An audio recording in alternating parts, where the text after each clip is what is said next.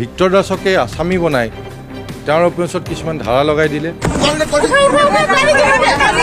এই ধাৰাত তেওঁক লগালে, অৰ্থাৎ ৰিলিজিয়াছ হেট্ৰেড আনা বুলি ক'লে। কিন্তু এই যে গোচৰটো তোমালোকে নললা, তেওঁ দিয়া ইনফৰমেশ্যনটোৰ যে ৰেজিষ্টাৰ নকৰিলা, সেইটোহে ডাঙৰ কথা। এক্সটৰ্চনৰ কথাই নাই ইয়াত, বৰ হাস্যকৰ। VictorDasে এটা টুইট কৰিছিলে, যিটো আমি দেখিছোঁ। সেই টুইটত কৈছিলে যে যিটো এইটো চাকৰি প্ৰক্ৰিয়া চলি আছে, সেই চাকৰি প্ৰক্ৰিয়াত কিছুমান ধনৰ লেনদেন হৈছিলে। কিন্তু সেই টুইটটোত তেওঁ কাৰো এগেইনষ্টত কোনো এলিগেশ্যন অনা নাছিল, তেওঁ মাত্ৰ এটা ইনফৰমেশ্যন দিছিলে। কিন্তু সেই ইনফৰমেশ্যনটো এটা কগনিজেবল অফেন্স হিচাপে হ'ব পাৰে। আচলতে সেই ইনফৰমেশ্যনটোৱে এখন FIR হিচাপে ৰেজিষ্টাৰ হ'ব লাগিছিল, কিন্তু নহৈ পেলাই বৰ আচৰিত ধৰণে VictorDasকে আসামী বনাই তেওঁৰ ওপৰত কিছুমান ধাৰা লগাই দিলে। যিবোৰ ধাৰা লগালে সেইবোৰ কোনো ধৰণে ইয়াত এপ্লিকেবল নহয়।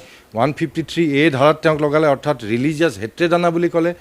এক্সটৰ্চনৰ ধাৰা লগাইছে তেওঁৰ ওপৰত, কিন্তু তেওঁতো কোনো এক্সটৰ্চনৰ কথা কোৱাই নাই।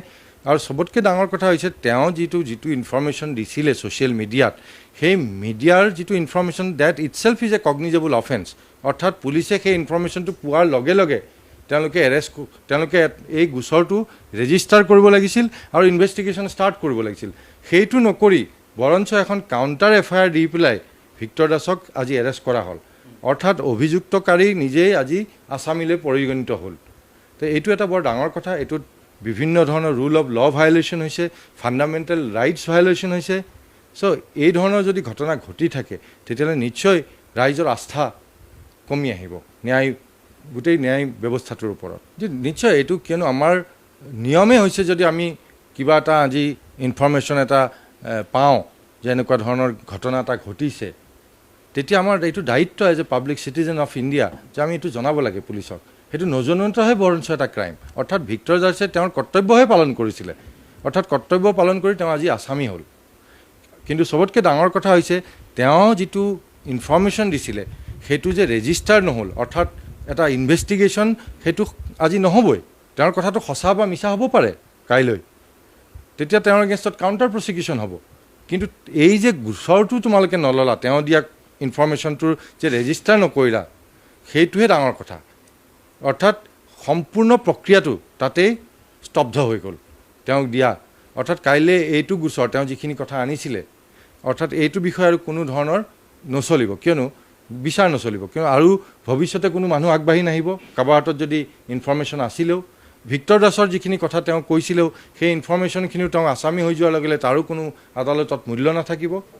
গতিকে সম্পূৰ্ণ তেওঁ যিখিনি ইনফৰমেশ্যন দিছিলে সেই সম্পূৰ্ণখিনি অথলৈ যাব।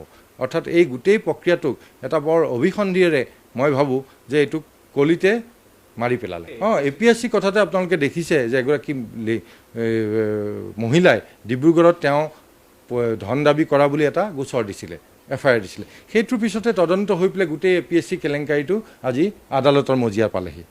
ইয়াতো এই গোচৰটো তেওঁ যিটো ইনফৰমেশ্যন দিছিলে, সেই ইনফৰমেশ্যনটো ইটছ এ কগনিজেবল অফেন্স। কিন্তু তেওঁ তাত স্পষ্টকৈ কৈছে যে ইয়াত ধনৰ লেনদেন হৈছে চাকৰিৰ ক্ষেত্ৰত। অৰ্থাৎ ইয়াত এটা অপৰাধ হৈছে।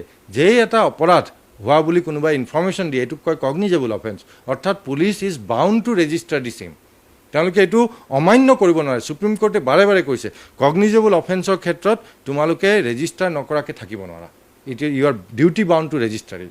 153 যিটো কেপিটেল এইটোতো বৰ এটা বেলেগ ধৰণৰ অফেন্স। এইটো অফেন্স হৈছে যে দুটা ৰিলিজিয়াছ কমিউনিটি বা আন কোনোবা কমিউনিটিৰ মাজত ক্লাছ ক্ৰীড এইবিলাকৰ মাজত হেট্ৰেড অনাটো। ইয়াত তেওঁ ক'ত হেট্ৰেড আনিব চেষ্টা কৰিলে?